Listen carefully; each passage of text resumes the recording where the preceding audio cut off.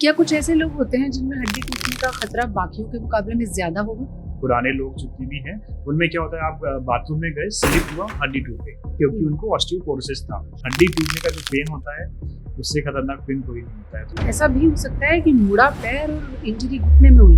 बहुत सारी फीमेल्स आ रही है मेरे पास कि सर मैंने तो कुछ भी नहीं किया, बाथरूम में स्लिप हो गए। लोग मांस फटने को बहुत सीरियसली नहीं लेते जब तक उनको ये न लगे अच्छा हड्डी टूट गई है। आपकी बॉडी में बोन्स आपको स्ट्रेंथ देती है, पर आपको मूवमेंट, आपको मोबिलाइजेशन, वो सब मसल से होता है। अगर कोई सिगरेट पीता है उसकी हड्डी जुड़ने में ज्यादा समय लगेगा? सिगरेट और तंबाकू तो बिल्कुल भी नहीं खाना है ड्यूरिंग द फ्रैक्चर टाइम। हड्डियों के लिए फ्रेंडली डाइट क्या होती है? बेसिकली आपको एक तो ग्रीन वेजिटेबल्स का कंटेंट करना है, दूसरा मिल्क। जब आप एक्सरसाइजेस शुरू करते हैं तो कई बार ट्रेनर्स भी ऐसा कहते हैं कि थोड़ा बहुत मसल टीयर तो होगा, अब उसको बियर करना है, रेस्ट करना है, उस एक्सरसाइज को छोड़ देना है, क्या करना चाहिए? जो नॉर्मल मसल टीयर आपने बोला कि आफ्टर एक्सरसाइजेज या जिम के बाद होते हैं, इट्स वेरी कॉमन। पेशेंट्स देखता हूँ जिनको फुट पेन होता है तो वो गलत चप्पल पहनने की वजह से ही होता है। कितने टाइम में बदल लेने चाहिए चप्पल या जूता? एक पर्टिकुलर एरिया पे दब गया है आपका जूता या घिस रहा है, उसका हम इंसोल पहनेंगे तो उसको हम करेक्ट कर सकते हैं। तो कपड़े निचोड़ना भी टेनिस एल्बो क्रिएट करता है। यहाँ कहीं एल्बो में प्रॉब्लम होती क्या होता है? Ma'am tennis elbow means outer side, आपके बाहर की तरफ आपको पेन होना। मोबाइल फोन कहीं हमारे हाथों का, गर्दन का स्ट्रक्चर तो नहीं बदल रहा है? जो फोन है हमारी स्ट्रक्चर्स में चेंज कर रहा है। नेक जो है हमारी हमेशा बैंड रहती है जब भी हम फोन देखते हैं। सर्वाइकल जो लोगों को आजकल हो रहा है, ये phone is also one of the most important thing.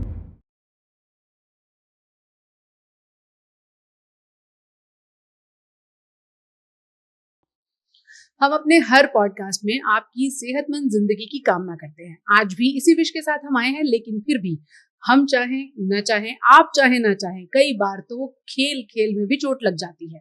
तो आज खेल खेल में लगने वाले चोटों की भी बात करेंगे कि आपने चाहा नहीं लेकिन अचानक कोई स्प्रेन आया और फिर वो एक लंबा दर्द देकर चला गया।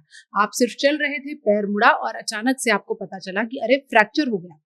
इस तरह की जो चोटें होती हैं उन्हें कब सीरियसली लेना चाहिए, कब वाकई फौरन डॉक्टर को दिखाने की जरूरत है, कब आप उसे हल्का फुल्का दर्द यानी कि स्प्रेन समझकर इग्नोर कर सकते हैं, इन सभी सवालों के जवाब आपको देने की कोशिश करेंगे। आज हमारे साथ डॉक्टर के गुप्ता हैं, जो कि मेट्रो हॉस्पिटल से जुड़े हुए हैं, नोएडा में फिलहाल प्रैक्टिस कर रहे हैं, स्पोर्ट्स इंजरीज की फील्ड में अपनी स्पेशलाइजेशन रखते हैं और 15 साल से लंबे समय से टूटी हड्डी जोड़ने के माहिर हैं, ऐसा कह सकते हैं। ये कहना सही होगा? वैसे टूटी हड्डी जोड़ने के माहिर पहलवान जो है वो एक टर्म है, उसको ऑर्थोपेडिक डॉक्टर्स किस तरह से देखते हैं? जब आप कभी पढ़ते होंगे ऐसा।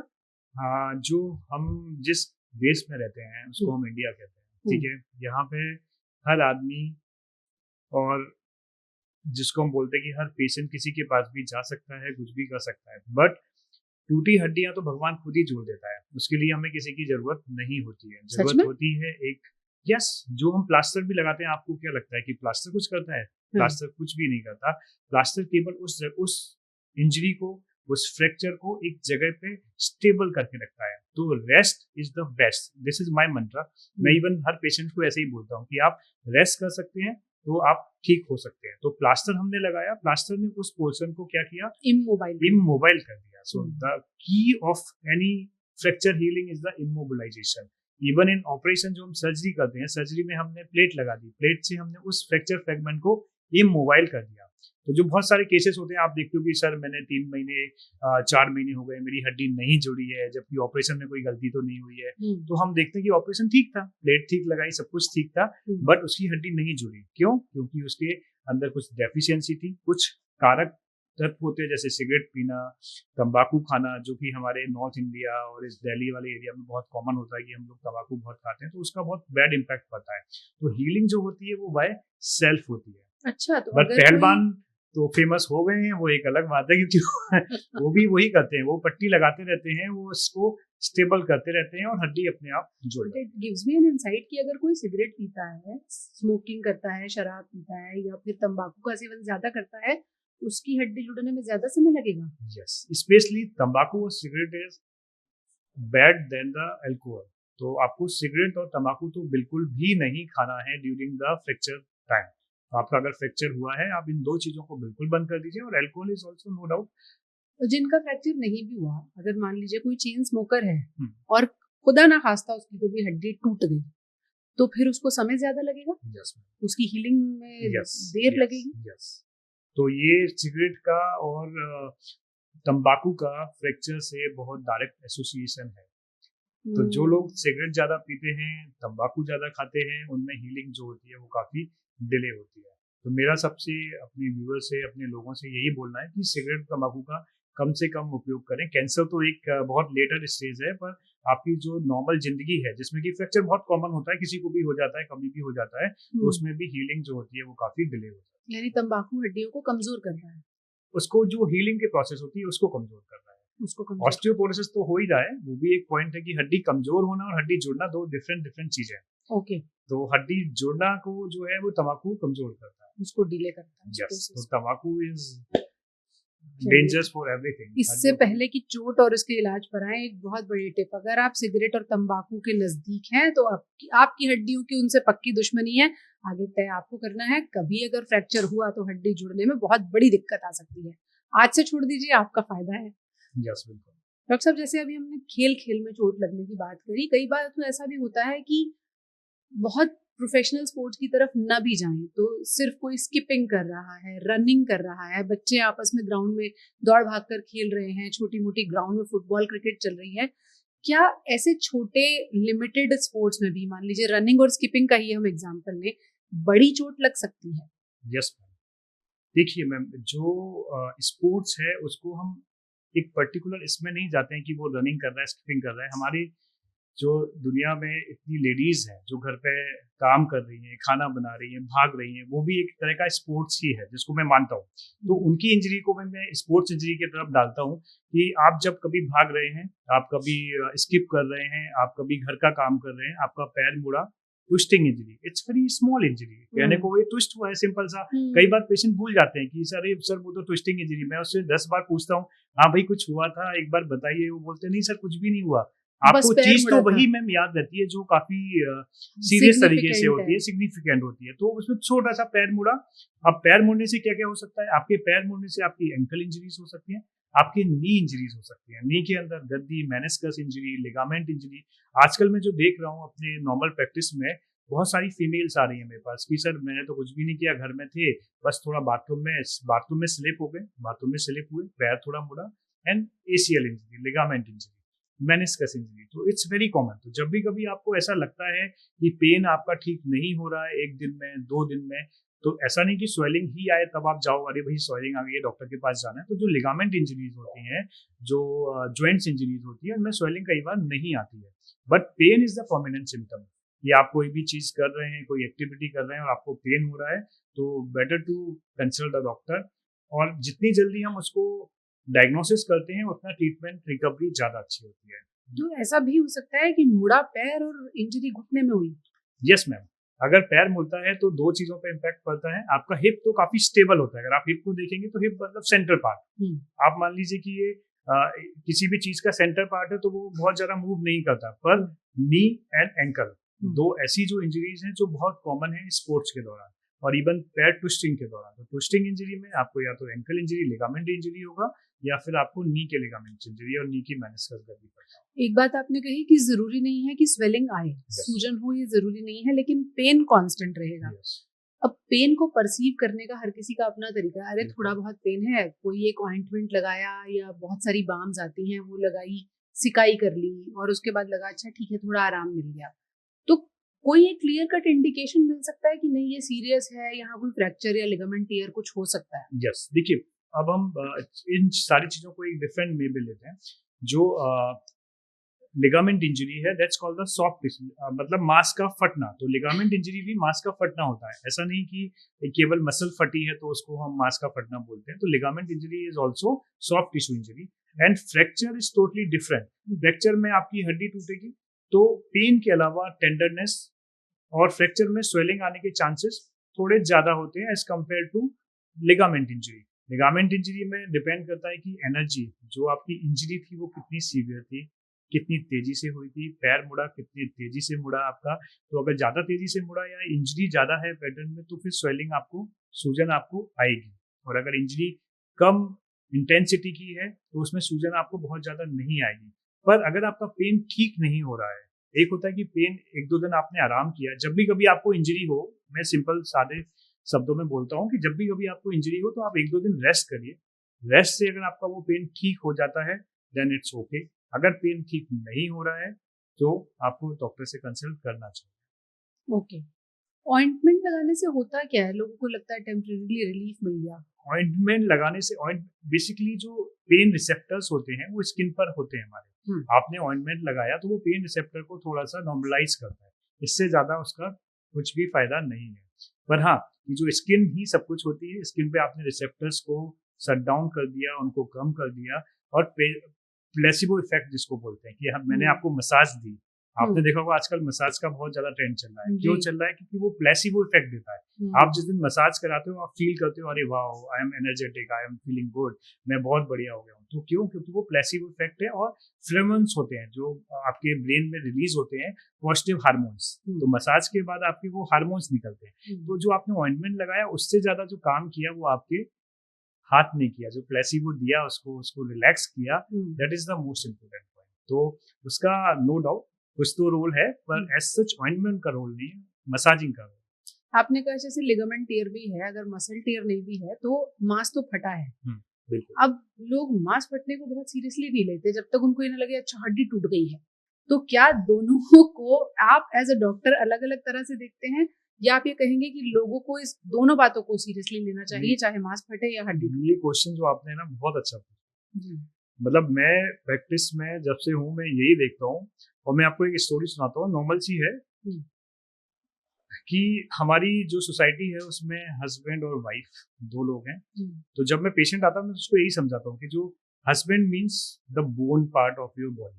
आपके घर में हस्बैंड का होना एक आपको स्ट्रेंथ देता है कि भाई ये कोई बंदा है जो सब कुछ देख लेगा, बाहर का लड़ाई और इस टाइप की, और स्टेबिलिटी देता है। बट अगर घर में 2 आदमी, 3 आदमी, 4 आदमी रह रहे तो वो घर है क्या? It's not home, it's just a living place कि भाई लोग रह रहे हैं। घर जब बनता है जब एक फीमेल आती है तो वही उसको घर बनाती है। तो आपकी बॉडी में बोन्स आपको स्ट्रेंथ देती है, पर आपको मूवमेंट, आपको मोबिलाइजेशन, आपकी एक्टिविटी वो सब मसल से होता है। तो पुराने टाइम में नो डाउट जैसा आपने बोला कि भाई हड्डी टूटी है तो पेशेंट आता है कि सर आप तो ऑपरेशन करो, जो करना है करो, उसको ठीक करो। पर मांस फटता है मैं उसको बोलता हूँ भाई प्लास्टर लगा लो, 3 हफ्ते का टाइम लगेगा, हीलिंग हो जाएगी। पर आप बिलीव नहीं करोगे 10% लोग रेडी होते हैं उस चीज के लिए। उनको लगता है अरे सर मांस ही तो फटा है, आप क्यों बोल रहे हो? पर मैं उनको यही बात बोलता हूँ कि भाई मांस फटा है मीन्स आपका बॉडी का फीमेल पार्ट आपसे नाराज है या फिर वो इंजर्ड है, तो उसको ठीक करना जरूरी है, क्योंकि फीमेल एक बार गुस्सा हो गई बहुत मुश्किल से मानती है। ऐसे ही अगर मांस अगर ठीक नहीं हुआ तो वो आपको लाइफ टाइम परेशान करेगा। आपने देखा होगा जो ठंडों में लोगों को दर्द उठता है, भाई सर इंजरी तो नहीं है, ठंडों में फिर से दर्द आ गया, क्यों आ रहा है? वो डॉक्टर के पास आते हैं, सर ये दर्द हमेशा ठंडों में आ जाता है। तो वो यही जो है वो यही प्रॉब्लम है कि आपका जो मांस फटा था वो आपने उसको ठीक नहीं किया, तो वो क्रॉनिक इंजरी हो जाता है। और क्रॉनिक इंजरी जैसे ही होता है वो कभी भी फिर ठीक नहीं होता, आपको हर सर्दी में, हर वेदर चेंज में आपको प्रॉब्लम क्रिएट करेगा। ऑन अ लाइटर नोट, बीवियों को सीरियसली कोई लेता नहीं है ना। Yes, the same thing I am saying. पर इसमें संदेश ये भी है, सीरियसली नहीं लिया तो फिर जिंदगी भर दर्द देगी। क्योंकि फीमेल जो होती है वो कभी चीजों को भूलती नहीं है।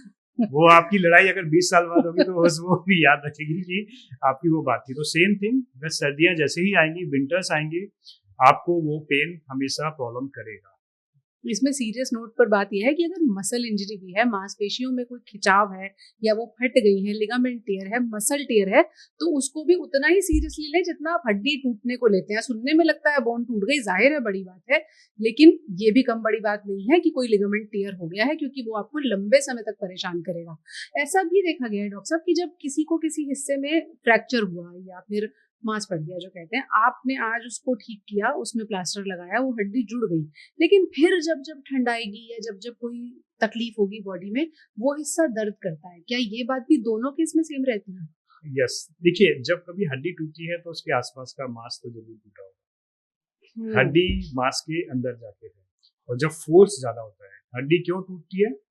क्योंकि आप जो इंजरी हुई है उसका फोर्स ज्यादा था। अगर फोर्स कम है तो केवल मसल्स पे जाएगा और मसल टूटेगी, और जब फोर्स ज्यादा है तो आपको एनर्जी ज्यादा है, एनर्जी ज्यादा ट्रांसफर होगी और हड्डी टूटेगी। तो हड्डी टूटी है तो उसके साथ आप ये मत सोचिए कि मांस नहीं फटा है, मांस भी फटा है, पर मांस हीलिंग हो जाती है। तो जहाँ पे आपका हड्डी टूटी है और मांस फटा है वहां पे एक थोड़ी ग्रोथ होती है जिससे कि हड्डी जुड़ती है, तो वहां पे कहीं ना कहीं थोड़ा सा वेदर चेंज होने पे पेन आपको ज्यादा होता है। यस, तो उसे नॉर्मल मानना चाहिए। Yes, this is very normal, ये बहुत ही नॉर्मल है। बस इसके लिए उसको कम कैसे कर सकते हैं, हम उस पर बात कर सकते हैं। अगर हमें उसको कम करना है, आपको आपका फ्रैक्चर हुआ, हड्डी जुड़ गई, आप उसके बाद भूल जाते हो कि वो कोई पार्ट है नहीं है आपको, लेकिन मसल एक्सरसाइजेस, स्ट्रेंथनिंग एक्सरसाइजेस और बोन हीलिंग आपको करते ही रहना है। आपको न्यूट्रिएंट्स प्रॉपर लेने हैं, आपको एक्सरसाइजेस हमेशा करते रहना है कि जिससे कि वो फ्यूचर में वेदर चेंज होने पर पेन नहीं हो। तो एक ही उपाय है इसका कि आप एक्सरसाइजेस करिए, हेल्दी फूड लीजिए, बोन की हेल्थ मैनेज करिए और मसल्स की हेल्थ मैनेज करिए, तो आपको वो पेन जो है वो काफी कम होंगे। क्या कुछ ऐसे लोग होते हैं जिनमें हड्डी टूटने का खतरा बाकियों के मुकाबले में ज्यादा होगा? यस, अगर मैं बात करूं कि हड्डी टूटने का खतरा किन में ज्यादा है, अगर आपने वर्ड सुना हो ऑस्टियोपोरोसिस, इसको हम बोलते हैं हड्डियों का कमजोर होना। अगर हड्डी आपकी कमजोर है तो आपके हड्डी के टूटने का चांसेस ज्यादा है। जैसे कि हमारे ओल्ड एज पुराने लोग जितने भी हैं, उनमें क्या होता है, आप बाथरूम में गए, स्लिप हुआ, हड्डी टूट गई। हमारी हड्डी नहीं टूटेगी इतने में, उनकी हड्डी क्यों टूटी? क्योंकि उनको ऑस्टियोपोरोसिस था। इस पे भी बहुत सारे पेशेंट्सों को मैं समझाता हूँ कि भाई prevention is better than cure. अगर एक फ्रैक्चर किसी को होता है, आप सोचिए वो 2 महीने बेड पे रहेगा, उसकी जो फैमिली है वो सारी डिस्टर्ब हो जाएगी। अगर उसका ऑपरेशन हुआ तो फाइनेंशियल इश्यूज भी हैं, फाइनेंशियल भी प्रॉब्लम है, 2 लाख 3 लाख इतने सर्जरीज में पैसे लगते हैं। तो उससे बेटर है आप उसको बोन ऑस्टियोपोरोसिस को पहले से मैनेज करिए। आपकी एज 50 प्लस है, आपको चांसेस स्पेशली इन फीमेल और 60 प्लस और 70 प्लस इन मेल्स, तो 50 प्लस जो भी फीमेल है उनको ऑस्टियोपोरोसिस बहुत कॉमनली होता है। तो हम रेगुलर इंटरवल पे एक छोटा सा टेस्ट होता है, डेक्सा स्कैन बोलते हैं, जो कैंप्स में बीएमडी चलता है, वो इतना सिग्निफिकेंट नहीं होता। डेक्सा स्कैन है, आप हर 5 साल बाद 50 के हैं तो 55 पे कराइए, फिर 60 पे कराइए, और आफ्टर 60 आप 2 ईयर पे डेक्सा स्कैन कराते रहिए। तो आपको ऑस्टियोपोरोसिस पता पड़ा, आप उसका ट्रीटमेंट करिए। इफ ऑस्टियोपोरोसिस विल रिकवर तो फ्रैक्चर होने के चांसेस बहुत कम होते हैं। तो एक मैं अपने नॉर्मल जितनी मेरे पास पेशेंट्स आते हैं, मैं सबको यही समझाता हूँ कि prevention is better than cure, क्योंकि हड्डी टूटने का जो पेन होता है उससे खतरनाक पेन कोई नहीं होता है। तो बेटर है कि उसको हम पहले से रोक के रखें, ऑस्टियोपोरोसिस नहीं होगा। तो time to time DEXA scan ये तो बता देगा कि हड्डियों की स्थिति क्या है, हड्डियों को मजबूत कैसे करना है, जैसे आपने कहा ऑस्टियोपोरोसिस को डिले करना। अगर देखिए, सबसे पहले किसी भी चीज को, कोई भी रीजन है, किसी भी चीज का जब तक हम रीजन पता नहीं करेंगे कि इसको क्या है, उसका ट्रीटमेंट नहीं है। और एक बार हमें रीजन पता पड़ गया, हर चीज का ट्रीटमेंट है। एक कहावत है जिसमें बोलते हैं कि आपको कोई भी बीमारी हो जाए, ठीक है, वो तो भगवान की देन है, होना थी, बट उसका हमें कारण पता हो कि ये बीमारी इसकी वजह से। कारण कैसे पता चले? तो अगर ऑस्टियोपोरोसिस आपको है, हमें पता पड़ गया हड्डियां कमजोर है, तो हड्डियां कमजोर होने के बहुत सारे रीजन होते हैं मैडम। कुछ हार्मोनल, जैसे कि फीमेल्स में 50 प्लस में क्यों होता है, क्योंकि हार्मोनल इश्यूज होते हैं, हार्मोनल की वजह से होता है। और बाकी डाइट हो गया, आपका डेली एक्टिविटी हो गई, सेडेंटरी लाइफ जो कि आजकल हमारे लोगों की है। सो जैसे ही हमें ऑस्टियोपोरोसिस पता पड़ा, उसकी मैनेजमेंट कैटेगरीज होती हैं, कितना ऑस्टियोपोरोसिस है उसके अकॉर्डिंग टैबलेट्स होते हैं। कुछ, अगर आपको बहुत कम ऑस्टियोपोरोसिस है, टैबलेट्स हैं, उससे थोड़ा ज्यादा है, कुछ नेजल ड्रॉप्स भी हैं और इंजेक्टेबल भी है, जो कि हम सबकुटेनियस लगाते हैं, जैसे इंसुलिन इंजेक्शंस होते हैं, तो वो उनके ट्रीटमेंट में काम आते हैं। तो डेक्सा स्कैन जो है वो ऑस्टियोपोरोसिस की स्टेज भी बता देता है। यस, कितना है, ग्रेडिंग्स बेसिकली -1। अगर मैं नॉर्मल बात करूं तो -1.5 is the normal, -1.5 to -2.5 is the osteopenia, हड्डियां कमजोर होना। वहां से हमें पता पड़ेगा कि हड्डियां कमजोर है, तो आपको रेगुलर कैल्शियम लेना, रेगुलर विटामिन डी लेना, कुछ ऑस्टियोपोरोसिस की मेडिसिन आती हैं वो स्टार्ट कर सकते हैं। अब आती है -2.5 टू कितना भी, अब कितना गया है, -2.5 टू -3.5, मतलब ऑस्टियोपोरोसिस है पर लो ग्रेड का है। माइनस, कुछ लोगों को -5 तक, -6 तक भी जाता है। तो जो इतने सीवियर ऑस्टियोपोरोसिस है, तो वो हमें ग्रेडिंग समझ में आ जाती है कि कितनी मेडिसिन हमें उनको दे रहा है। ओके, विटामिन डी, कैल्शियम, इन सब चीजों को अगर आप वो रेगुलर लाइफ में रखते हैं तो हाँ, ये विटामिन डी, कैल्शियम आपको बोन्स के लिए, मसल्स के लिए, दोनों के लिए काम आती है। पर साथ में ऑस्टियोपोरोसिस की मेडिसिन होते हैं, वो ग्रेडिंग डेक्सा के अकॉर्डिंगली हम उनको पेशेंट को स्टार्ट करते हैं। मतलब जिसमें पता चला कि हाँ ऑस्टियोपोरोसिस इतना सिग्निफिकेंट है कि अब दवा देने की जरूरत है। आपने 3-4 बातें कही। पहला ये कहा कि फीमेल्स अगर 50s के अराउंड हैं तो उनको हार्मोनल प्रॉब्लम्स होंगी, मेनोपॉज आएगा, तो उनको ऑस्टियोपोरोसिस हो सकता है। It's a normal life, it's not a problem, it's a normal. हाँ, ठीक है, वो प्रोसेस है उनकी जीवन का। उस दौरान उनको खास दवाओं की जरूरत पड़ सकती है। यस, अगर कुछ लोगों में ज़्यादा सीवियर इश्यूज होते हैं, कुछ लोगों में जल्दी मेनोपॉज आ जाता है, तो उनको हमें पहले से स्टार्ट करना है। कुछ हार्मोनल थेरेपी भी देते हैं इन सब केस ऑफ ऑस्टियोपोरोसिस, और कुछ लोगों में कैल्शियम, विटामिन डी, इन सब से भी काम चल जाता है। दूसरी चीज आपने कही थी कि डाइट आपकी ऐसी होनी चाहिए, तो हड्डियों के लिए फ्रेंडली डाइट क्या होती है? हड्डियों के लिए बेसिकली आपको एक तो ग्रीन वेजिटेबल्स का कंटेंट करना है, दूसरा मिल्क। मिल्क अब ऑल्दो मिल्क हमें बहुत अच्छा मिल नहीं पाता है, पर मिल्क हो गया, जेगरी हो गया, आपका गुड़ जो होता है घर में मिलता है, बाजरा हो गया, तो ये सारी जो चीजें होती हैं वो काफी अच्छे होते हैं हड्डियों के लिए। ओके। और रेगुलर एक्सरसाइजेस, तीसरी तो चीज मैं हड्डियों उसी के पर लिए आई थी। रेगुलर एक्सरसाइजेस बहुत जरूरी है। अगर आपको अपनी बोन्स को हेल्दी रखना है, आप एक्सरसाइजेस करिए। अब आप पूछेंगे कि एक्सरसाइजेस से क्या फायदा होता है। सो एक्सरसाइजेस आप किसी भी पार्ट की करते हैं तो उसका ब्लड फ्लो इंक्रीज होता है, और अगर कोई हड्डी या कोई भी मांस है उसमें ब्लड फ्लो जब इंक्रीज होगा तो उसके जो जरूरत तत्व हैं, जैसे कि आपका कैल्शियम, विटामिन डी, वो सब वहां पे पहुंचते हैं और वो उनको हेल्दी बनाते हैं। इसलिए regular exercises, proper diet is very important for the prevention of osteoporosis. अब फायदा तो आपने बता दिया, कौन सी एक्सरसाइज? ये सवाल उन लोगों के लिए है जिन्हें लगता है एक्सरसाइज मतलब न जाने क्या करना होगा, जिम जाना पड़ेगा, कोई क्लास ज्वाइन करनी पड़ेगी। अगर हम लोगों को 2-3 आसान एक्सरसाइज बताएं जो जिसमें कुछ ज्यादा करने की जरूरत नहीं है, वो कौन सी होंगी जो बोन्स को भी स्ट्रेंथनिंग देंगी? देखिए मैम, एक्चुअली में जो एक्सरसाइजेस हैं उनमें कोई बहुत हैवी एक्सरसाइजेस है, जिम में कोई एक्सरसाइजेस नहीं करना है। आपको जो एक्सरसाइजेस करनी है सिंपल लाइट एक्सरसाइजेस करनी है। जैसे कि नी के लिए हमें करना है तो क्वाड्रिसेप्स एक्सरसाइजेस है। बस आप बैठे हुए हैं, पैर सीधा करेंगे, पंजे को ऊपर खींचेंगे, उससे आपकी क्वाड्रिसेप्स स्ट्रेंथ होगी, आपकी लेग मसल्स स्ट्रेंथ होगी, आपका एंकल स्ट्रेंथ होगा। आपको आर्म की एक्सरसाइजेस करना है तो rotational range of motion exercises हो गए। तो simple simple exercises, no need of any heavy weight, no need of any gym, simple exercises at home. आप नॉर्मल एक्सरसाइजेस करिए, बाइसेप्स एक्सरसाइजेस करिए, क्वाड्रिसेप्स एक्सरसाइजेस करिए। लोअर बैक के लिए core spinal exercises होते हैं, वो लेट के एक्सरसाइजेस करते हैं, सिंपल सी एक्सरसाइजेस है। तो मेरा हमेशा मानना है, मैं आज तक जिम नहीं गया हूँ, I am very fit because मैंने एक रेगुलर एक बना के रखा हुआ है कि हमें ऐसा नहीं कि आपको 7 दिन दौड़ना है। कुछ लोग होते हैं, सर वो तो मैं रनिंग करता हूँ, फिर डेली रनिंग करता हूँ, रनिंग करने के बाद आते हैं, सर ये पेन हो रहा है, कैसे करूँ। तो आपको रेगुलरली कोई भी चीज नहीं करनी है। अगर आप रेगुलरली रोटी भी बहुत खाते हैं तो वो भी एक हार्मफुल है। तो आपको एक्सरसाइजेस का भी एक प्रोटोकॉल बनाना है कि आपको 2 दिन थोड़ी सी बाहर जाके वॉक करना है, आपको रन करना है। 2 दिन आपको नॉर्मल लाइट वेट एक्सरसाइजेस करनी है जो कि घर में, जिसको हम बोलते हैं योगा करना कहते हैं, सिंपल सा। और 1-2 दिन बॉडी को रेस्ट भी देना है। तो आप अगर protocol, balancing in a life is very important. इसको थोड़ा आसान डिकोड करते हैं। रनिंग 2 दिन की तो लोग समझ गए, आराम तो पहले ही समझ गए होंगे कि करना है।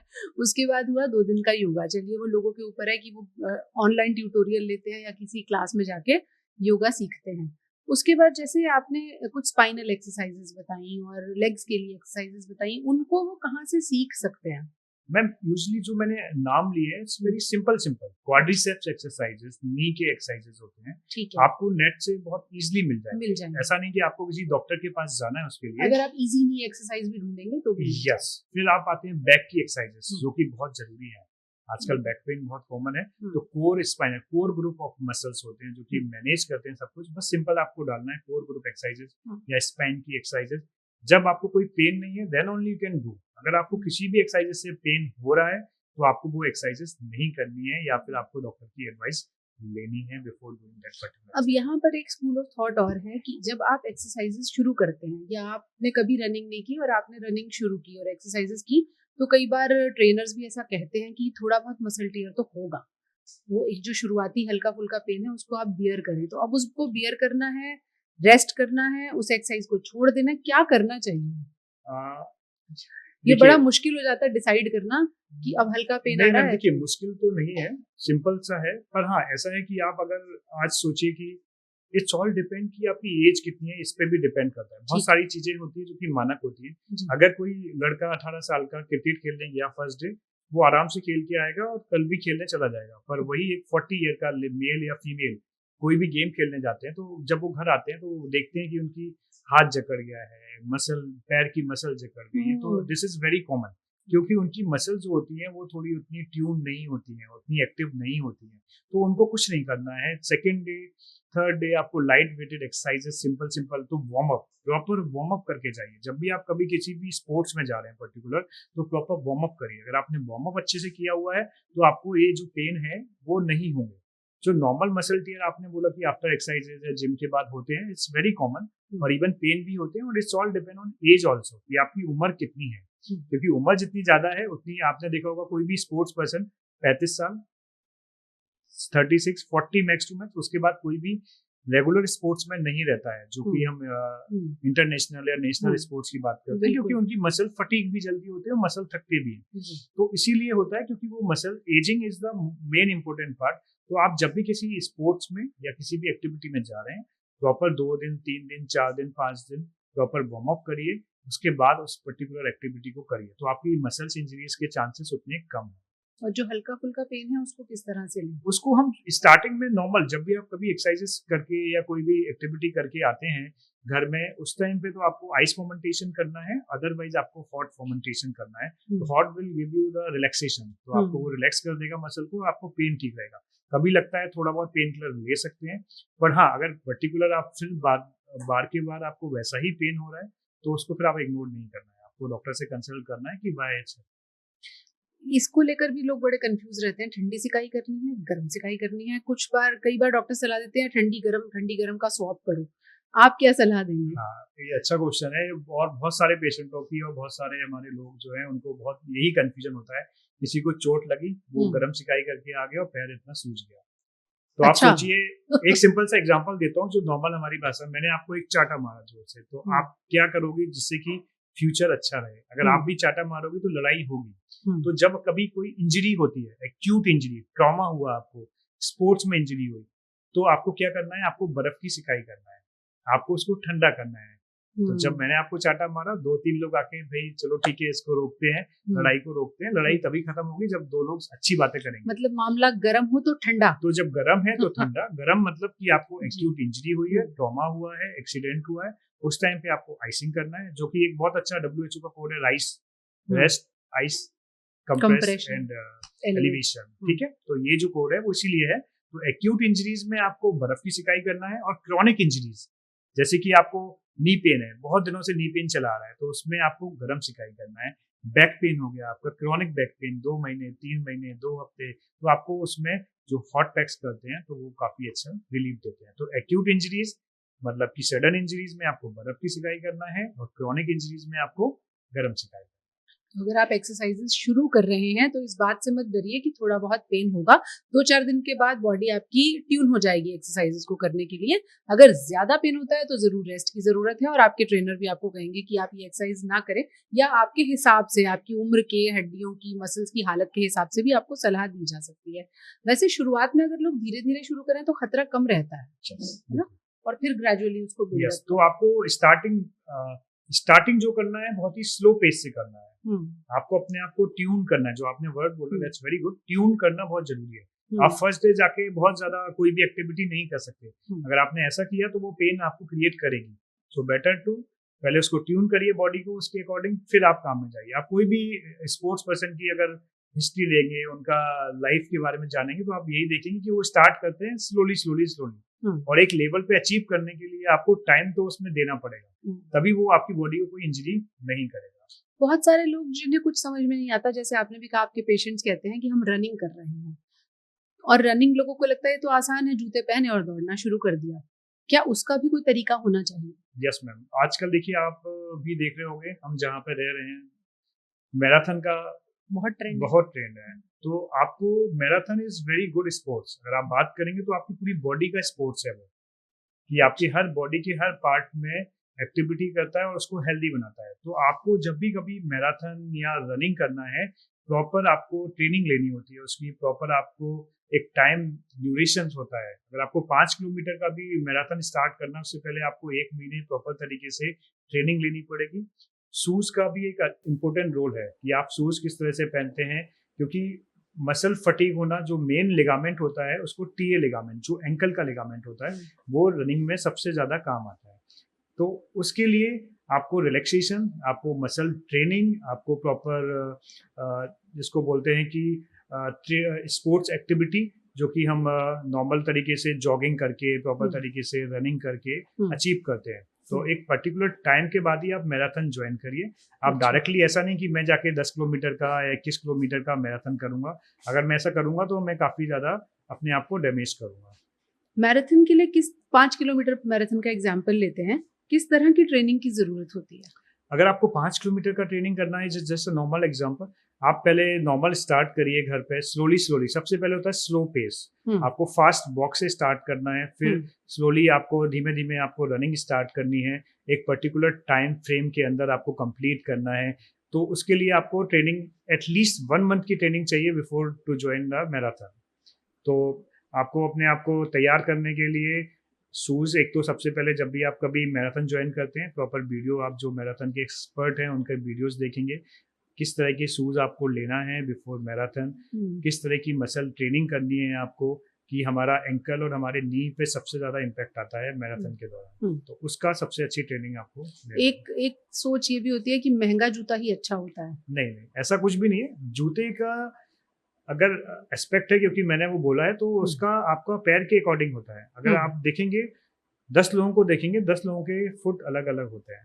सारे लोगों के फुट्स अलग अलग होते हैं। किसी के फ्लैट फीट होते हैं, तो फ्लैट फीट वालों को तो मैं स्पेशली बोलूंगा कि मैराथन ना ही करें, उससे दूर ही रहें तो ज़्यादा अच्छा है। अच्छा, अगर नॉर्मल जो जिनके फुट भी हैं उनके भी डिफरेंट डिफरेंट तरीके के होते हैं, पैर होते हैं, तो उसके अकॉर्डिंगली हमें जूता लेना। तो महंगा जूता कोई पर्टिकुलर ऐसा नहीं कि महंगा लेना है, यस, पर उसको सॉफ्ट होना चाहिए, थोड़ा सा रेज होना चाहिए पीछे से before doing to marathon. Flat shoes पहन के आपको मैराथन कभी नहीं करना है। इवन आप नॉर्मल घर पे भी मैराथन करते हैं तो दौड़ते हैं, तो भी फ्लैट शूज पहन के आपको नहीं दौड़ना। उससे इंजरी हो सकती है। यस, उससे इंजरी होने के बहुत ज्यादा चांसेस होते हैं। चप्पल में कुछ लोग दौड़ने लगते हैं, नीज पर इम्पैक्ट आता है। नीज पे, एंकल पे आपका टीए टेंडन काफी टाइट हो जाएगा।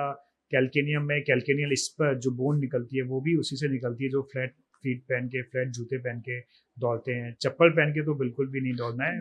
वो जो लोग बोलते हैं हड्डी निकल आई है, यस, उसको कैल्केनियल स्पर बोलते हैं अगर हम डॉक्टर भाषा में बोलें। तो उसमें हड्डी तभी निकलती है जब उसके ऊपर ज्यादा एबनॉर्मल फोर्सेस पड़ते हैं। नॉर्मल में हड्डी पड़ते हैं।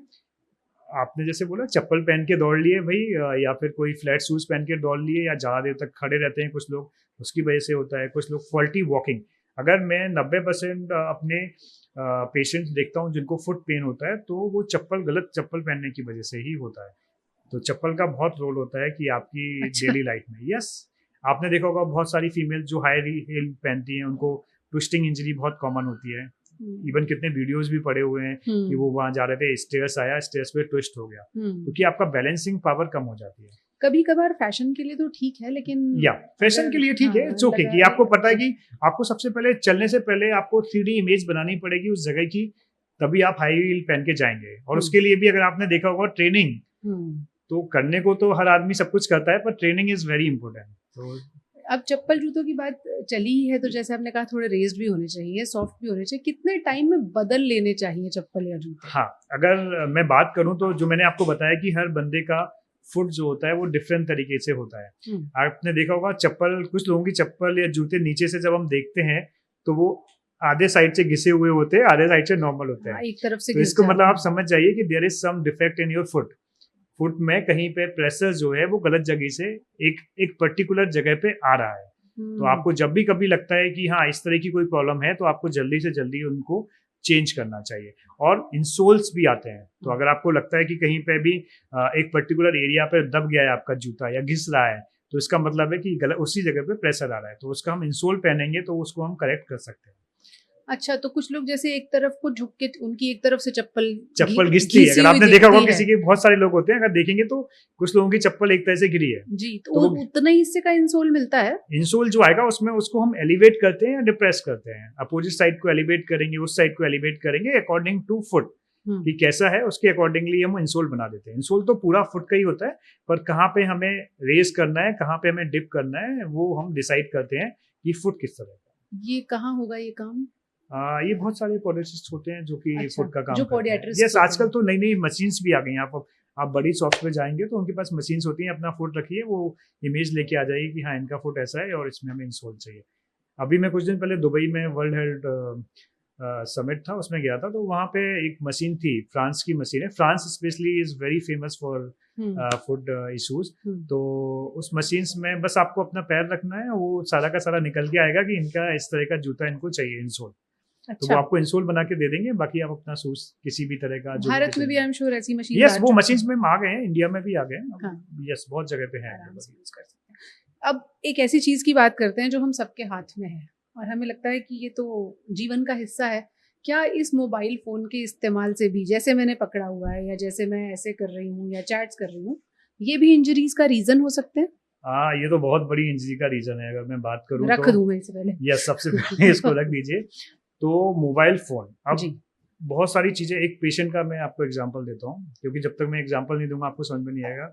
मेरी ओपीडी में एक पेशेंट आया, हस्बैंड वाइफ थे। वाइफ को प्रॉब्लम थी कि सर उनका थंब में इश्यूज आ रहे हैं, थंब में पेन हो रहा है मूवमेंट्स पे। कहाँ पेन था उनको? उनको थंब में, बेस ऑफ द थंब, इस जगह पे, यस थंब में पेन था। ठीक है, अब पेन क्यों था उसको, सारी चीजें मैंने पूछी। उसने बोला सर कुछ भी नहीं है।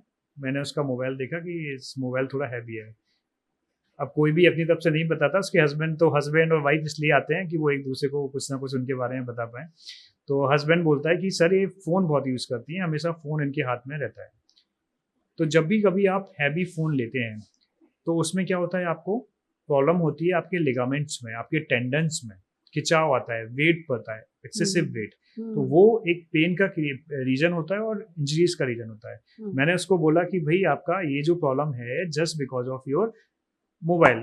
अब पेशेंट तो कई बार थोड़ा सा रिफ्यूज करते हैं कि नहीं नहीं सर ऐसा कुछ भी नहीं है। और मैंने उसको मेडिसिन दी, आप बिलीव नहीं करोगी, पर उसके हस्बैंड ने उसकी इस बात को कोट किया। अगली बार वो 21 डेज बाद मेरे पास आए, उसने बोला हस्बैंड ने कि सर मैंने इनका फ़ोन काफ़ी कम किया है, बस ही इज़ ऑल राइट। जबकि मैंने कोई उसको पेन किलर नहीं दिया था उस टाइम पे। ओके, तो कई बार जो आपके फ़ोन्स होते हैं वो इंजरी का रीज़न होते हैं। अगर आप बहुत ज़्यादा फ़ोन देखते हैं तो आपकी नेक पेन, अगर आप लैपटॉप पे काम कर रहे हैं, फार फार बेटर देन फ़ोन। कुछ लोग फ़ोन पे काम करते हैं, तो आप देखोगे तो फ़ोन पे आप ऐसे काम नहीं कर सकते हो। फ़ोन जब भी देखते हो आप ऐसे देखते हो, लैपटॉप आपका स्क्रीन सामने है, तो आपकी neck position far better than the mobile phone. तो फोन इसलिए हमेशा खराब होते हैं। फोन से आपको डीकर्विन स्टीनोसाइनोवाइटिस, जो मैंने थंब का बोला आपको, कई बार टेनिस एल्बो भी होती है अगर आप हैवी वेट लेके चलते रहते हैं। फिर नेक पेन होना हैवी वेट मतलब अगर आप ज्यादा वजन का फोन लेकर भी चल रहे हैं, यस, तो उससे टेनिस एल्बो हो सकती है। Yes, sometime it's happen. Tennis खेलने से नहीं होती सिर्फ? नहीं, टेनिस देखिए, अब टेनिस खेलना कितने लोग यहाँ पे टेनिस खेलते हैं आप ही बताइए। पर टेनिस एल्बो बहुत 10 में से नहीं, 100 में से एक, इवन 1000 में से 1। टेनिस इतना फेमस नहीं है। यस, टेनिस इतना फेमस नहीं है, पर पेशेंट कितने हैं आपके पास? अगर ओपीडी में मैं देखूं, मैं 10 में से 2 या 3 पेशेंट्स टेनिस एल्बो के देखता हूँ। क्यों हुई होती है उन्हें? नॉर्मल एक्टिविटी हमारी हाउस वाइफ्स हैं, आप देख लीजिए, खाना बनाना, खाना मारना, आटा मारना, पोछा लगाना, रोटेशनल एक्टिविटी, कपड़े निचोड़ना, इन सब से भी टेनिस एल्बो होता है। तो आप टेनिस एल्बो नाम जो है वो इसलिए पड़ा क्योंकि वो बाहर से आया हुआ है और टेनिस खेलने वालों को स्पेशली होता था। पर हमारे इंडिया में जब भी कभी एक पेशेंट को मैंने बोला आपको टेनिस एल्बो है, अरे सर हम कहाँ टेनिस खेलने गए थे। ठीक है, तो वो हाउस वाइफ थी, पर शी इज डूइंग एवरीथिंग। वो कपड़े भी निचोड़ती है, तो कपड़े निचोड़ना भी टेनिस एल्बो क्रिएट करता है। यहाँ कहीं एल्बो में प्रॉब्लम होती, क्या होता है? Ma'am tennis elbow means outer side, आपके बाहर की तरफ आपको पेन होना। स्पोर्ट्स तो एक रीजन है कि स्पोर्ट्स में है, tennis is also one of the thing. Cricket Sachin Tendulkar को जब हुआ तो इट्स वेरी फेमस, उसके बाद इंडिया में फेमस हुआ। तो आउटर साइड में जो पेन होता है हमें एल्बो पे, उसको हम टेनिस एल्बो कहते हैं।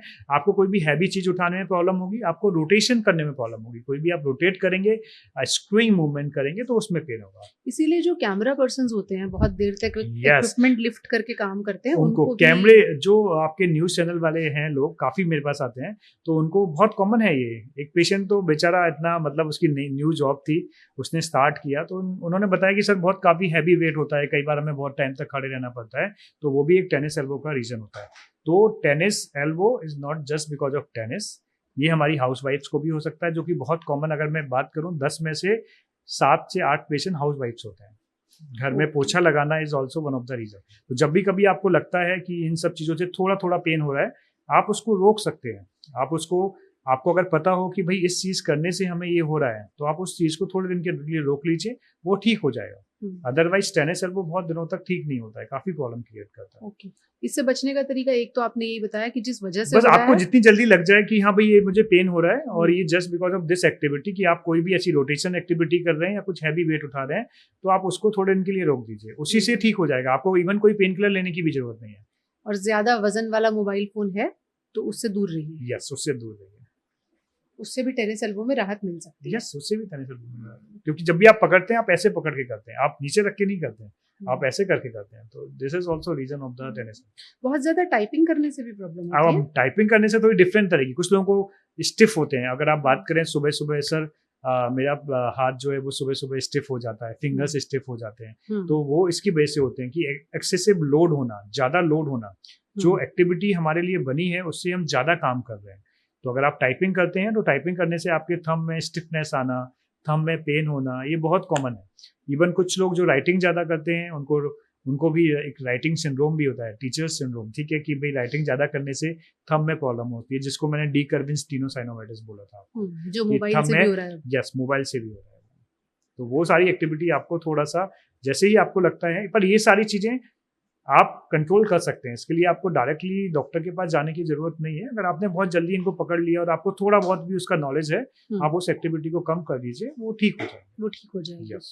एक और मेडिकल टर्म होती है डॉक्टर साहब, कार्पल टनल सिंड्रोम। यस, वो कहाँ this is also phone, sometime because of क्यों फोन होता है? अगर आपने हैवी, कार्पल टनल बेसिकली एक टनल लाइक स्ट्रक्चर होती है जिसमें कि हमारी एक नर्व मीन्स जो कि हाथों को चलाते हैं, ठीक है। हमारे हाथ में 3 नर्व होते हैं, median nerve, radial nerve and ulnar nerve. तो जो कार्पल टनल होता है उसमें मीडियन नर्व होती है जो सेंटर ऑफ रिस्ट पे निकलती है, ये यहाँ पे, this area is carpal tunnel area. तो यहाँ पे कभी भी वो नर्व में अगर कंप्रेशन आ जाए उस नर्व के ऊपर, वो क्यों आता है? अगर आपने पर्टिकुलर हाथ को, फोन रखा है, अपने हाथ को ऐसे रखा तो उसमें कंप्रेशन आ गया, या जिन लोगों को थायराइड, हाइपोथायराइड है, उनको भी जो टनल्स वाले एरिया होते हैं उनमें स्वेलिंग आ जाती है, या कोई इंजरी, ट्रॉमा हुआ आपको, तो उसकी वजह से अगर नर्व कंप्रेस होती है तो आपको थंब में और आपको इंडेक्स फिंगर में सबसे ज्यादा सिम्टम्स आते हैं। पेन होना, टिंगलिंग होना, नमनेस होना, ये सिम्टम्स कार्पल टनल के बहुत अर्ली सिम्टम्स है। अगर आपको ऐसे कोई सिम्टम्स होते हैं, आप तुरंत डॉक्टर से कांटेक्ट करिए, इसमें कोई आपको लापरवाही नहीं बरतना है। आप सोच रहे हैं कि सिर्फ एक मोबाइल फोन यहाँ इंजरी दे रहा है,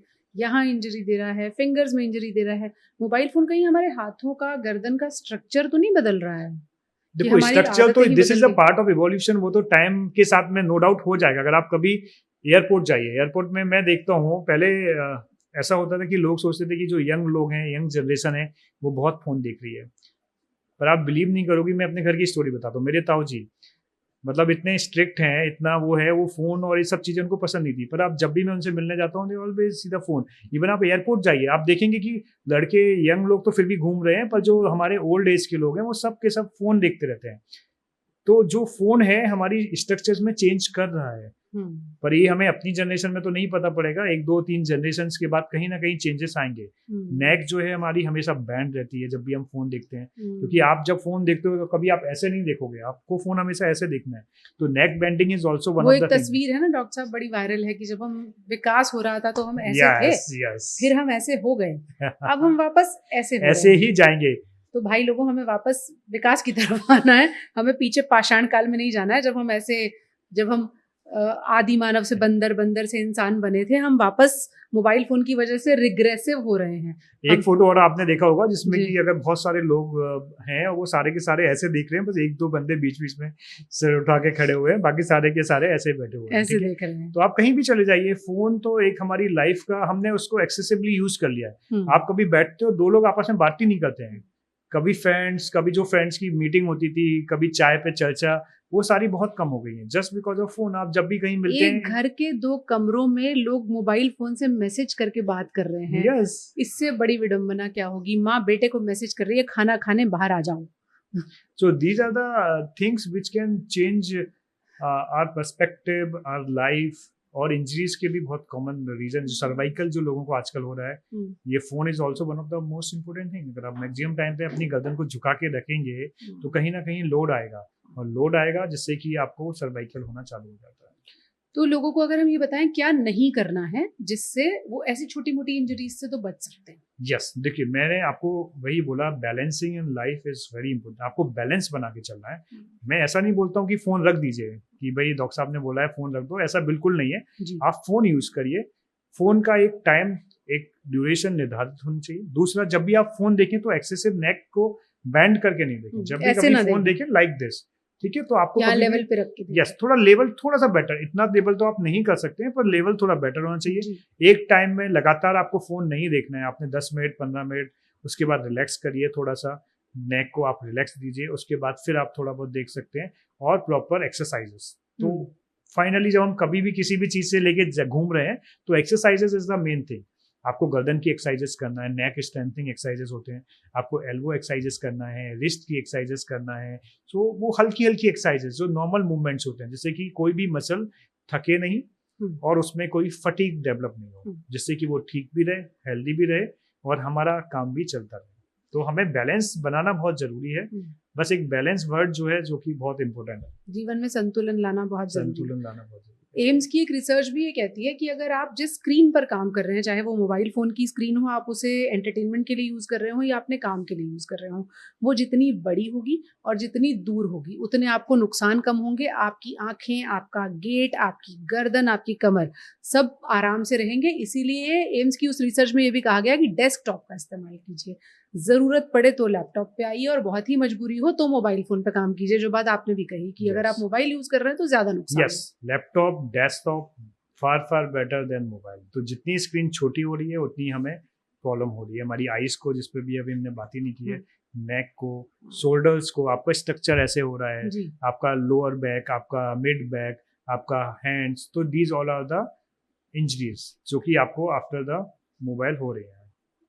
बोन हेल्थ के लिए, हड्डियों की सेहत के लिए आप सप्लीमेंट्स लेने की सलाह कितना देंगे? देखिए, मैं तो बहुत गांव से आया हूँ आदमी हूँ और मैं बिलीव करता हूँ जो हमारा नेचुरल सोर्सेस खाना है, डाइट कंट्रोल रखना है, डाइट हेल्दी रखना है और डाइट बैलेंस रखना है। सप्लीमेंट्स एक एज के बाद इट्स ओके, मतलब मैं बिल्कुल अगेंस्ट द सप्लीमेंट नहीं हूँ। आप 50+, मैंने जैसे बोला कि फीमेल्स हैं 50+ हैं, सप्लीमेंट्स बहुत ज़रूरी है। आप मेल्स में 70+ हो गए हैं तो आपको सप्लीमेंट्स लेना है, डेली लेना है। इवन कुछ लोग जो कि एक्सेसिव काम करते हैं, थके हुए रहते हैं, उनको सप्लीमेंट्स लेना है जो डाइट से प्रॉपर तरीके से हम नहीं ले पा रहे हैं। कुछ लोगों को, कुछ ऐसे भी लोग होते हैं, क्योंकि अगर आप बात करें तो दुनिया में हर तरह के लोग हैं, एक तरह का कोई भी नहीं मिलेगा। तो जो हर तरह के लोग हैं, तो कुछ लोग ऐसे हैं जो खाना ही नहीं खाते हैं, तो दे नीड मोर सप्लीमेंट। बाकी बस मैं नेचुरल चीज़ों पे बिलीव करता हूँ कि आप नॉर्मल खाना खाइए, हेल्दी खाना खाइए, प्रॉपर टाइम में खाना खाइए।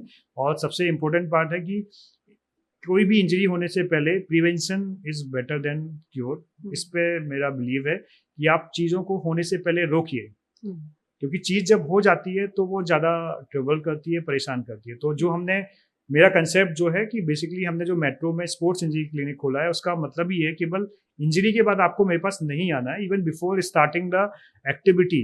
तो हमने फर्स्ट स्पोर्ट्स सेंटर इन नोएडा, जो कि मेट्रो हॉस्पिटल में हमने खोला है, उसका काम ही है कि प्री रिहैब, मतलब कि आपको इंजरी होने से पहले भी आना है। हम आपको बताएंगे सारी चीज़ें कि आपको अगर स्पोर्ट्स खेलना है तो कौन से स्पोर्ट्स में आप जा सकते हैं, आपके अकॉर्डिंग क्या क्या आप कर सकते हैं और इंजरी से कैसे बच सकते हैं। देन सेकेंड स्टेज होती है कि भाई रिहैब वाले, मतलब इंजरी वाली, जब आप इंजरी के साथ मेरे पास आएंगे तो फिर हम उसको कैसे ठीक करेंगे, और पोस्ट रिहैब, मतलब आफ्टर सर्जरी या आफ्टर इंजरी कैसे हमें उसको ठीक करना है। तो ये तीनों स्टेजेस होती हैं जो कि बहुत इंपॉर्टेंट है। जो हमेशा prevention is better than cure, this is my फंडा, और यही आपकी लाइफ का फंडा होना चाहिए। यानी अगर कोई हैवी एक्सरसाइजेस शुरू करना चाहता है, स्ट्रेंथ ट्रेनिंग शुरू करना चाहता है, या फिर कोई रनिंग ही शुरू करना चाहता है, मैराथन के लिए प्रिपेयर कर रहा है, तो पहले उसे एक बार अपना एनालिसिस करा लेना चाहिए। Yes, this is also very common. देखिए, इसमें बहुत सारे लोग, अगर मैं बात करूं तो लोगों को समझ में आता है कि नहीं नहीं, ये डॉक्टर ने कैसे डिसाइड कर लिया मुझे करना है कि नहीं करना। पर हाँ, हर चीज हर बंदे के लिए नहीं बनी है। This is rule of thumb, ये तो भगवान ने भी बना के भेजा है। तो आपकी स्ट्रक्चर कैसा है, और आपको, और इवन आपको अगर कुछ करना है तो आपको उसमें चेंजेस क्या करना है। ऐसा नहीं कि आप नहीं कर सकते हो, आप कर सकते हो, पर उसमें कुछ चेंजेस के साथ में। अगर आपकी बॉडी में कहीं पे भी आपको लगता है कि भाई मैं कुछ काम करना चालू करता हूँ और मैं थक जाता हूँ, या मैं कुछ ऐसे एक्टिविटी करता हूँ पर मुझे करना है। आजकल अगर आपने देखा, ट्रैवलिंग बहुत ज़्यादा हो रही है, लोग पहाड़ों पर जाते हैं, ट्रैक करते हैं, ट्रैकिंग इज़ वेरी कॉमन। तो ट्रैकिंग में अब आप उठ के सीधे ट्रैकिंग में जाएंगे तो बहुत ज़्यादा चांसेस है कि आपको इंजरीज होंगी। पर अगर आप प्रॉपर उसकी तैयारी के साथ जाएंगे, प्रॉपर ट्रेनिंग के साथ जाएंगे, प्रॉपर जो इक्विपमेंट चाहिए उसके साथ जाएंगे, तो आपको इंजरीज के चांसेस कम होंगे। तो हमें केवल इंजरीज के चांसेस कम करना है, कितना हम कम कर सकते हैं, बाकी जो हो रहा है जो भगवान के हाथ में है वो तो उसको हम रोक नहीं सकते। आपने कहा कि डेक्सा स्कैन जो है वो बोन हेल्थ का एक पैरामीटर है, बता देता है कि ऑस्टियोपोरोसिस की हालत क्या है, आपकी हड्डियों की हालत क्या है। क्या कुछ और ऐसे टेस्ट हैं जो ये बताएंगे कि आपको सप्लीमेंट्स की जरूरत है या नहीं है, खास तौर पर हड्डियों की सेहत के लिए? देखिए, हड्डियों की सेहत के लिए कुछ ब्लड टेस्ट भी होते हैं। अगर मैं बात करूं serum calcium, phosphorus, alkaline phosphatase, vitamin D, that is very common, आजकल तो बहुत ज़्यादा फेमस है विटामिन डी। तो vitamin D level, magnesium level, these are the levels जो कि बहुत ज़रूरी हैं बॉडी में एक मैनेज रहने के लिए, जिससे कि आपकी बोन हेल्थ नॉर्मल रहे। उसके बाद DEXA scan, sometime x-rays also, कि एक्सरे भी हमें बता देते हैं कि भैया हड्डियाँ कमज़ोर हैं या कुछ है। तो ये सारे जो टेस्ट हैं वो काफ़ी होते हैं कि हमें बोन हेल्थ के बारे में बता देते हैं आपको। ओके, तो ये चेक करने के बाद फिर इंसान डिसाइड कर सकता है सप्लीमेंट्स लें कि नहीं लें। यस। अब बाकी सप्लीमेंट्स की बात करूं, कुछ मल्टीविटामिन्स भी होते हैं, वो सारे ब्लड टेस्ट पे भी आ जाते हैं। कुछ आपका लिवर में कुछ इश्यूज आ रहे हैं, कुछ लिवर के हार्मोन्स का एंजाइम्स खत्म हो रहे हैं, किडनी में इश्यूज आ रहे हैं, तो उसके अकॉर्डिंग आप क्या सप्लीमेंट्स लेना है आप ले सकते हैं। बाकी जो आजकल बहुत सारे ऐड होते हैं, अगर आप देखोगे सप्लीमेंट्स की दुनिया बहुत बड़ी है, तो उसका तो कोई एंड ही नहीं है। बट आपको क्या चाहिए, इट्स ऑल डिपेंड ऑन कि आपको क्या नीड है, किस चीज़ की आपके अंदर कमी है, क्या आप डाइट में नहीं ले पा रहे हैं, आपको पसंद नहीं है। कुछ लोगों को आप देखते हैं कि मिल्क नहीं ले सकते, मिल्क इंटॉलरेंस होता है, तो उनको हमें क्या देना है। तो उनको अगर वो कैल्शियम ले रहा है, तो अगर मैं बोलूँ नहीं कैल्शियम नहीं लेना, तो ऐसा नहीं है। तो किसको किस चीज़ की कमी है उस पर डिसाइड करना है, वही सप्लीमेंट लेना है। पर एक्सेसिव सप्लीमेंट मत लीजिए, और स्पेशली प्रोटीन पाउडर जो कि आजकल बहुत कॉमन है, जिम में लोग लेते हैं। तो प्रोटीन हमें केवल किस पेशेंट्स को देना है, किनको नीड है, जिनकी मसल्स पुअर हैं, उनको हमें प्रोटीन्स ऐड करना है। आप नॉर्मल सोर्सेज से कितना ले पा रहे हैं और कितना हमें सप्लीमेंट्स करना है। तो सप्लीमेंट केवल इसलिए जरूरी है कि आप उसको प्रॉपर रिक्वायरमेंट डाइट से नहीं कर पा रहे हैं। ऐसे लोग हैं जिन्हें प्रोटीन पाउडर की जरूरत पड़ती है? यस, बहुत सारे लोग हैं। रीनल पेशेंट्स, किडनी के पेशेंट्स हैं, मसल एट्रोफी जिसकी है, कुछ सिंड्रोम्स होते हैं जिसमें कि आपकी बॉडी की मसल्स ही नहीं बनते, तो उनको प्रोटीन की नीड होती है। जैसे आपने कहा कि अगर मसल्स बहुत पुअर हैं तो देने पड़ते हैं, तो मसल्स पुअर हैं या नहीं ये कैसे पता चलेगा? मसल देखिए, इनके सारे फिजियोथेरेपी में टेस्ट होते हैं, कुछ एग्जामिनेशन होते हैं, पावर होती है, उससे हम डिसाइड करते हैं कि मसल इज हेल्दी और मसल इज नॉट हेल्दी। तो उससे हम टेस्ट कर सकते हैं। अगर आपको लगता है कि आपकी मसल पुअर है, तो हम एक एग्जामिनेशन करेंगे आपकी मसल्स का कि भाई स्ट्रेंथ है कि नहीं है, प्रॉपर गर्थ है कि नहीं है, प्रॉपर थिकनेस है कि नहीं है, तो उससे डिसाइड करते हैं कि मसल वीक है कि नॉर्मल है। चलते चलते अब एक लेमैन क्वेश्चन आपसे पूछती हूँ। एक इंसान जिसे लगता है कि वो अदरवाइज सेहतमंद है, फिट है, उसे लगता है कि वो अपने डे टू डे के सारे काम कर पा रहा है, उसे कोई समस्या नहीं है, तो उसे मोटे तौर पर किसी सप्लीमेंट की जरूरत नहीं है? यस। नहीं। हाँ, अगर मैं बात करूँ तो मैंने जैसा कि आपको बताया, एक age is one of the factor. अगर आप 50 प्लस हैं, फीमेल हैं, तो आप सप्लीमेंट्स ले सकते हैं, क्योंकि जो हमारा इंडियन खाना है, मैं कितना भी बोलूं पर वो कंप्लीट नहीं है बहुत सारी चीज़ों में। कुछ वेज ही खाते हैं, नॉन वेज नहीं खाते, कुछ लोग नॉन वेज ही खाते हैं, कुछ लोग बाहर का फैट ही खाते हैं। तो अब उनको जो डाइटरी हैबिट है उसको चेंज आप नहीं कर सकते बहुत ज़्यादा। तो अगर आप 50 प्लस फीमेल है, टेक सम सप्लीमेंट्स। अगर आप मेल में 60 प्लस हैं, टेक सम सप्लीमेंट्स। अगर आप किसी चीज़ में आपकी डिफेक्ट है या फिर कुछ डिसीज़ है, कुछ या प्रॉब्लम है, तो आप सप्लीमेंट्स ले सकते हैं। तो एज ए लेमैन में अगर बात करूं, तो अगर 50 प्लस हैं तो सप्लीमेंट लीजिए, फीमेल है। आप मेल है 60 प्लस हैं तो कुछ सप्लीमेंट्स लीजिए, वो आपको कहीं ना कहीं आपके फूड को कंप्लीट करते हैं। ओके। और आमतौर पर ऐसा कहा भी जाता है कि मेनोपॉज के बाद या मेनोपॉज के दौरान महिलाओं को सप्लीमेंट्स की जरूरत पड़ी जाती है। बिल्कुल। पर फिर भी हम कहेंगे कि एक बार डॉक्टर से सलाह जरूर लें। अगर आप मेनोपॉज से गुजर रही हैं, उम्र 60 साल से ऊपर है, तो फिर चाहे पुरुष हो चाहे महिला हो, एक बार हो सकता है आपको सप्लीमेंट्स की जरूरत पड़ेगी। उससे पहले अगर आपकी बॉडी आपको इंडिकेट नहीं करती, तो एडिशनल सप्लीमेंट्स की जरूरत तब तक नहीं है जब तक आपका खाना संतुलित है, थोड़ी बहुत एक्सरसाइजेस आप कर लेते हैं, चाहे वो हफ्ते में 5 दिन हो, और आपको डे टू डे के काम करने में कोई दिक्कत नहीं आती, और सबसे बड़ी बात रात में अच्छी नींद आ जाती है, तो उससे बड़ी बात कोई है नहीं। फिर भी जरूरत पड़े, डॉक्टर साहब नोएडा में मौजूद हैं, आप इनसे संपर्क कर सकते हैं। Thank you so much. Thank you.